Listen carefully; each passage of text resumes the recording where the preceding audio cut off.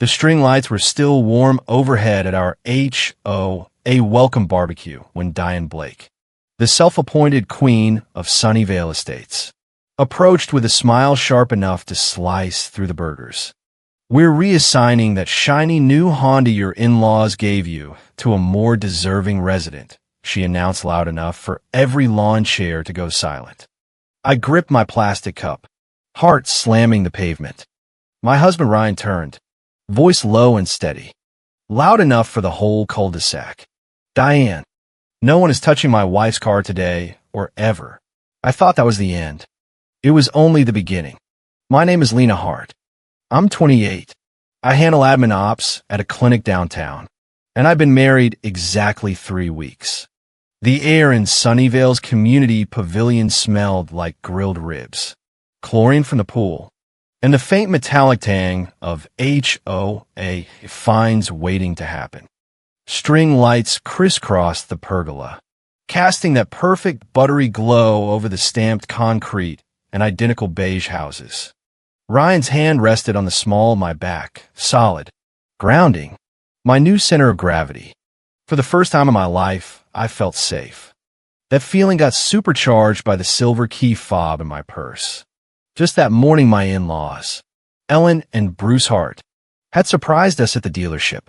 My old beater sedan had died twice on the interstate in 6 months. "We can't have you stranded, Lena," Bruce had said, gruff but kind. "And we sure as hell can't have Ryan worried sick." It was a new Honda, reliable, safe, perfect. I cried when they handed me the keys, and again at the title signing. Lena Hart, printed clear as day. It was the single most valuable thing I'd ever owned outright. A gift that screamed, "Welcome to the family." We protect our own. The HOA barbecue was supposed to be our official welcome to paradise. Ryan was laughing with his uncle by the cornhole boards. I was floating. Then I saw Diane Blake gliding through the crowd like she owned the oxygen. She didn't walk. She made entrances. Champagne-colored blouse, 1 shade too close to bridal. Smile wide and terrifying. The smile she used right before she demanded the impossible. My sacrifice. She stopped in front of us, close enough that 3 tables of neighbors went dead quiet. "Lena, honey," she projected, taking my hand. Her skin was ice. "Beautiful little ceremony you two had. Now, we were just discussing community resources. You know how generous the Hearts were with that car. We've decided we're passing it on to the Millers down on Maple. They have 3 kids and only 1 reliable vehicle. HOA bylaws section 4.2.3 clearly states new resident vehicles may be reassigned for neighborhood harmony." The music didn't stop, but the world did. My bouquet of paper plates suddenly weighed 50 pounds. Blood drained from my face. I looked at my sister Emily standing just behind Diane, smirking at her phone like she'd already won the lottery. This was the pattern of my entire life. My first bike, red, pristine, handed to Emily because she needed it more. My high school savings, loaned to Emily for her senior trip because, "You're responsible, Lena, you'll earn it back." Every childhood memory was an eraser. I was the family shock absorber. But this, and my welcome party, in front of Ryan's family and 50 neighbors who now knew exactly how much my in-laws had spent, I opened my mouth. Only a choked sound came out. The old script was already looping. Just say yes. Don't make a scene. It's just a car. Then Ryan moved. He didn't raise his voice. He didn't have to. "I'm sorry, Diane. There must be a misunderstanding." He stepped slightly in front of me, a human shield. "No one is reassigning anything." Diane's smile flickered. "Ryan, dear, this is an HOA matter. Community first." "It's a legal matter," Ryan countered, polite as a scalpel. Ellen and Bruce gifted that Honda exclusively to Lena. Title and insurance are in her name alone. No bylaws override that. The word wife echoed across the pavilion. Forks froze midair. Aunt Jean's paper plate clattered like a gunshot. I felt the pitying glances from Ryan's side and the hungry stares from the HOA loyalists. Shame prickled my neck, the same hot shame I'd worn my whole life. Diane recovered instantly, switching to wounded saint mode. "Oh, sweetheart, you don't understand how we operate here in Sunnyvale. Emily just got a new job across town. She needs reliable transportation. Lena understands. We support each other." Her eyes drilled into mine. "Don't you dare embarrass me." I felt the pull, the lifetime conditioning. Just give it up and the nightmare ends. "Diane, that's enough." Ellen Hart stood up, napkin in hand, voice quiet but carrying the weight of a woman who'd never been emotionally blackmailed. Bruce joined her. "We purchased that vehicle as a non-transferable gift for Lena. Registration was signed this morning. There is nothing to discuss, and certainly nothing for the HOA to decide." The finality stunned everyone. Diane's face flushed blotchy red beneath her foundation. She was trapped. She had staged this ambush, expecting me to crumble like always. That's when Aunt Jean, professional diffuser, lit the fuse. "Oh, Diane, goodness, just last Thursday, you told me you had it all planned. You were going to promise Emily the new car right at this party. I thought you meant—" Her voice died as she saw Diane's face. "Thursday. Planned. Promised." Cold clarity sliced through me. This wasn't a spontaneous HOA power trip. They had known about the gift. They had waited until the title was dry, until I was trapped in this sundress, surrounded by neighbors holding plastic forks like witnesses. Premeditated. Calculated. The sheer cruelty knocked the breath out of me. Emily was no longer smirking at her phone. She was watching me, eyes wide, realizing the plan had just detonated in public. Ryan's hand found mine, steady while I trembled. He didn't argue further. He simply walked to the DJ booth, tapped the mic, and thanked everyone for celebrating our new chapter. "We're going to slip out early, but please enjoy the band. The bar's open another 2 hours. We love you all." Brilliant. No escalation. No opening for Diane. He took control of the narrative and ended the scene. Arm locked around my waist. He guided me through the gauntlet of applause and out into the humid suburban night. We didn't run. We walked with dignity. The moment the pavilion doors shut, my knees buckled. Ryan caught me. "I've got you. It's over." But I knew it wasn't. As the valet brought our gleaming Honda around, headlights cutting the darkness, I saw it for what it was, not just a car, a declaration of war.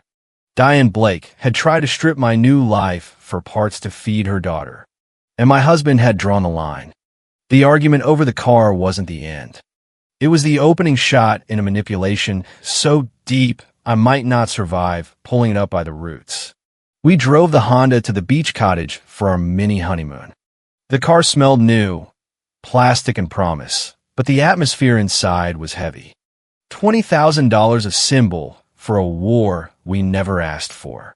The cottage perched on stilts over gray sand. Atlantic waves sighing constantly. It should have been paradise. Instead, it became a pressure cooker haunted by my buzzing phone. 19 missed calls from Diane. 7 from Aunt Jean. 4 from Emily. Text that just read, "Call me now." Ryan was firm. "We're on our honeymoon. Lena, you're not obligated to manage your feelings about your own car." So I powered the phone off for one full day. We walked the beach, ate fried oysters, pretended we were normal. But the silence screamed. On the second morning, I turned it back on. The barrage resumed instantly. "What if something's really wrong?" I whispered, old anxiety knotting my stomach. Diane had weaponized that fear my whole life. Ryan sighed, but put it on speaker. I hit accept. "Lena, you have no idea what you've done," Diane hissed before I could speak. Not tearful, cold. Reptilian. "You embarrassed me in front of the entire association. You let that man and his mother talk to me like I was garbage. My friends on the board are calling. They think I'm a terrible president because of you." Guilt slammed me like acid. The old reflex. I had let Ellen step in. I had chosen my new family. Mom, you demanded my car, I stammered. It is not your car, she yelled. It's a community asset. Emily needs it for a new job. You wouldn't know anything about responsibility, would you? Sitting in your fancy beach house, judging us. Click. She hung up. I sat shaking. The script looped. I'm selfish. Emily will suffer, and it's my fault. Ryan took the phone. That wasn't a mother's concern. That was emotional terrorism. That night Ellen called. Diane contacted me an hour ago. She said you and Ryan had changed your minds and wanted to transfer the title to Emily. Asked me for the original paperwork. The audacity stole my breath. Ellen continued. Steel beneath the warmth. I told her the title is securely with Lena. Then I informed her that any further contact would be considered harassment and our lawyer would be in touch. Relief flooded me so hard I got dizzy. For the first time I saw what a real protective family looked like. A fortress. Ryan opened his laptop. Emily's new job. Huh. Her social media was wide open. VIP concerts. $600 designer bag 3 days before the barbecue. Cocktails at places that need reservations months ahead. Comments. Girl, your mom pays for everything. Emily had liked them. I dialed Diane. Voice calm for the first time in my life. Mom, does Emily's new job come with a signing bonus big enough for VIP tickets and $600 handbags? Dead silence. Then pure fury. Are you spying on your sister now? Your rich in-laws taught you that. Click. I hung up on her. The old guilt screamed, but a new, colder voice drowned it out. The voice of Ellen saying, our lawyer will be in touch. Back home Monday, we changed the apartment locks. Saw a metallic click. Victory felt real. I was wrong. Tuesday at work, an email stopped me cold. Your new Capital One Venture card is shipped. I never applied. Credit report showed my score tanked to the low 600s. 3 new cards maxed out, $17,000, plus a $15,000 personal loan. Total $33,000 stolen in my name. Someone had used my identity, and I knew exactly who had access. Diane Blake, HOA President, who had collected every resident's personal documents for the association files when we moved in. I didn't remember leaving work. Ryan found me staring at the laptop. Face pale. We're going to the police. Right now. The precinct smelled of stale coffee. The officer handed me forms. Any idea who had your info? I whispered. My mother. She's the HOA president. She kept my birth certificate and SSN for safekeeping. The officer's bored expression sharpened. Your mother. We drove to Diane's house in the Honda, the innocent catalyst. I still had the key from move-in day. The house was dark. The red accordion file labeled Lena, permanent, sat in the bottom drawer exactly where I'd left it. It felt too light. I opened it. Empty. Every document that proved I was me gone. Emily stood in the doorway, in Lululemon, holding a green smoothie, smur plastered on. Wow. First you embarrassed Mom at the barbecue. Now you're breaking in to steal her stuff. Where are they? Emily.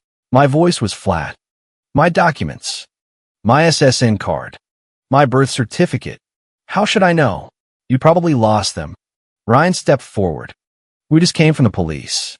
Identity theft. $33,000. Felony. Emily's smirk shattered. Color drained from her face. Ryan pointed at the cream $600 bag on the counter. Mind if we look in your purse? She lunged. The bag tipped. Contents spilled. Lipsticks, receipts, and a Chase Sapphire card. Embossed, Lena M. Turner. Emily froze. Then the performance started. Full theatrical wail. Collapsing on the floor. I didn't mean to. I'm ruined. Diane burst in from the garage. 1 second her face was cold calculation. Next second, martyr mask. She gathered Emily, shielding her. What did you do to her? Ryan held up the card. We're pressing charges. Diane's eyes blazed. You do that and I promise you. Lena, you will be an orphan. I will tell every neighbor, every board member, how your rich husband turned you against your own blood. You chose a car over your sister. You will never be welcome at another block party. Is that new Honda worth it? The ultimate HOA blackmail. My entire social life in this community held hostage. I looked at Ryan. He wouldn't decide for me. I had to light the match. I stepped forward. You're right, Diane. It's a community matter. Her smile turned triumphant. Here's the community solution, I continued. You and Emily have 60 days to return every item, pay back every cent plus interest, and give me back my documents. Or this card and the police file number go to the district attorney. I walked out without waiting for an answer. They didn't take the off-ramp. Instead, Diane switched to guerrilla tactics. The attack came through the neighborhood email chain. Aunt Jean, Lena, your mother is destroyed. Emily is fragile. You're threatening to ruin her over silly money. Uncle Vince, you're being cruel. Family, excuse me. Community doesn't call the police on community. The narrative was set. Lena, corrupted by her rich in-laws, had become an arrogant snob. Poor fragile Emily made a mistake. Lena was tearing the HOA apart over silly money. 2 days later, the summons arrived. Neighborhood mediation meeting, Sunday, 2 p.m. at Vince's. This has gone on long enough. Ryan warned it was a trap. I knew if I didn't go, Diane's story became gospel. Sunday was gray and cold, perfect for an execution. Vince's living room smelled of pot roast and resentment. Diane sat in the big leather chair like a throne, looking tired and sad. Brilliant performance. Emily curled on the sofa, red-eyed, clutching a tissue. The chorus started immediately. We don't call the police on neighbors. It's embarrassing. You have everything now, I said. She stole $33,000. Use my SSN. Ruin my credit. We can't buy a house. Diane whispered, single perfect tear rolling. You were supposed to come to me. We would have figured it out. Ryan stood. He pulled out our pay stubs. I'm a high school teacher, $54,000 a year. Lena makes less. We have $1,400 in checking after the wedding. We are not rich. This is about survival. The room froze. The script cracked. Then Diane panicked and detonated. She pointed at me. None of this would have happened if you had just given her the car when I told you to at the barbecue. She wouldn't be in debt. This is what you get for being selfish. Dead silence. The naked logic hung like poison. If you had obeyed, I wouldn't have had to commit identity theft. My cousin Nadia, 22, stood on the stairs. Aunt Diane, what does the car have to do with the credit cards? Diane screamed at her. The meeting dissolved into shouting. Ryan grabbed my hand. We're leaving. We walked out to the sound of the HOA tearing itself apart. Back home, my phone buzzed. New text from Nadia. That was insane. I have proof. The texts from before the barbecue. You need them. We met her at an all-night diner. She slid a laptop across the table. You can't tell anyone I gave you this.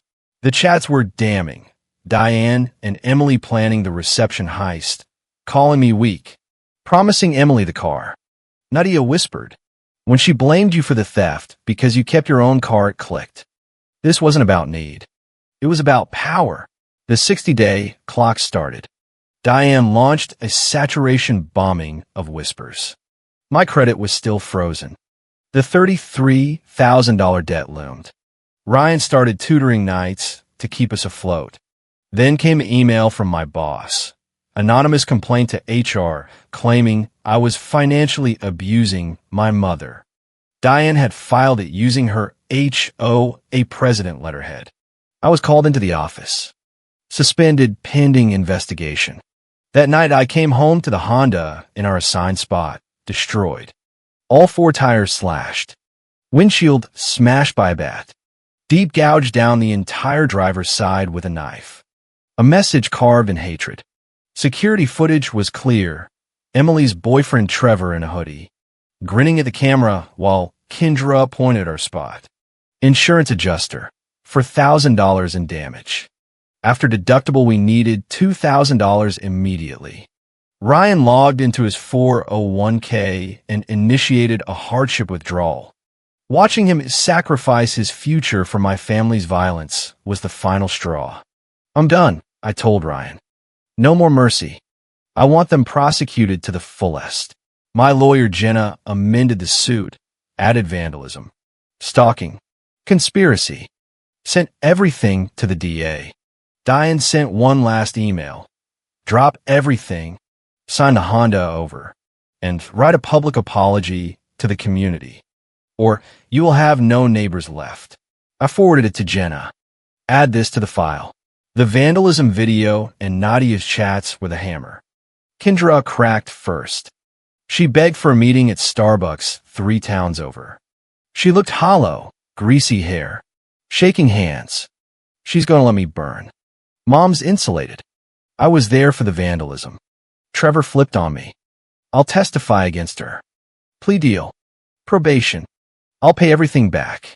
She slid over a manila envelope, the cut-up credit cards, bank statements, and a spreadsheet titled Lena Fund Repayment Ledger. It showed years of smaller thefts, $50,000 life insurance from our father funneled to Emily. The final $33,000 was just the greedy finale. Jenna called the DA. The sister just handed us Diane's head on a platter. Search warrant hit Diane's house. They found the draft HR letter on her computer, time-stamped, user profile attached. She hadn't even deleted it. The family, excuse me, the neighborhood, fractured. Nadia emailed the chats to everyone. Phones rang nonstop. Some apologized. Most just went silent, waiting to see who survived. The restraining order hearing was supposed to be quiet. It became the arraignment. Diane sat on the bench, looking small and stunned. Emily sat opposite, ghost pale. Jenna dissected the case in court, the barbecue chats, the spreadsheet, the false HR report, the vandalism video. Emily took the stand under plea agreement. Yes, my mother told me to do it. She called it the Bank of Lena. She sat next to me when I applied for the loan. After the lawsuits, she told Trevor to make Lena hurt. The APS worker confirmed the false report. I testified last, facts only, no emotion. She directed identity theft for $33,000. Stole my inheritance. Tried to get me fired. Conspired to destroy my property. Extorted me. The judge's face was ice.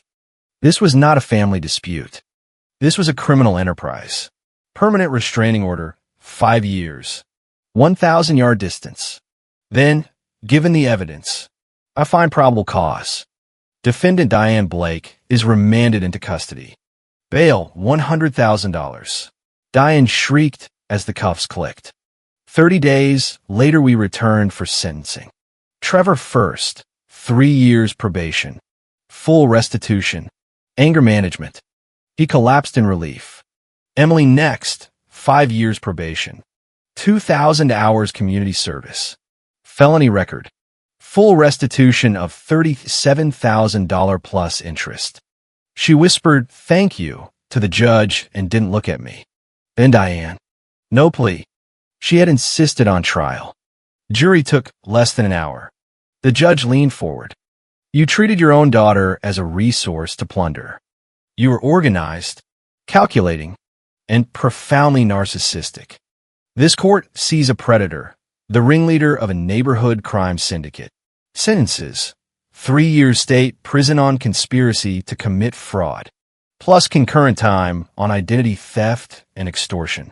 Full restitution, $20,000 punitive damages.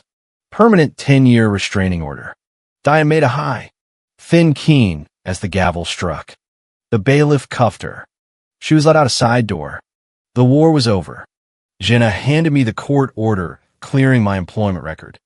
Northbridge offered me a promotion, head of admin for the new surgical wing, 25% raise. You've proven you can handle high-stress situations with integrity. Ellen and Bruce showed up unannounced, drove us to the body shop, and paid the entire $4,000 repair. "You don't pay back, family," Ellen said, squeezing my shoulder. "You just accept." Therapy continued.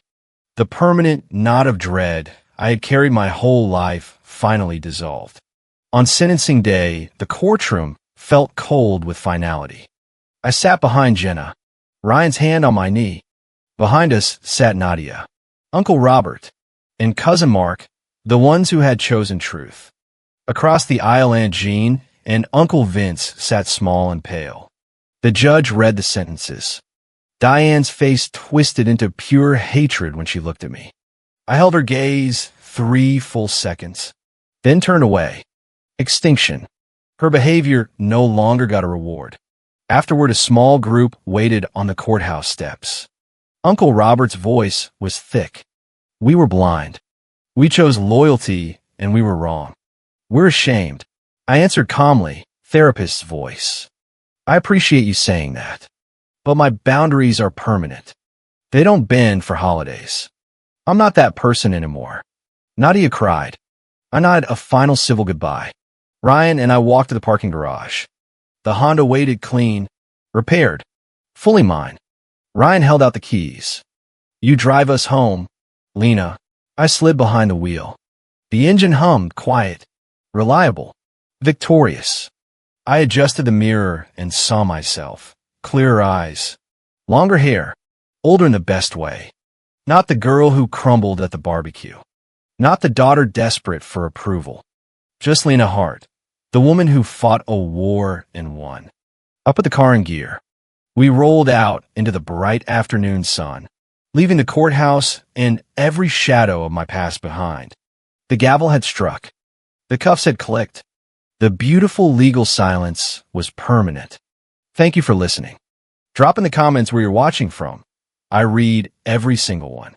If this HOA Karen story hit you in the feels, smash that like button, subscribe, and hit the bell so more people see what real justice looks like when a neighborhood tyrant finally meets her match.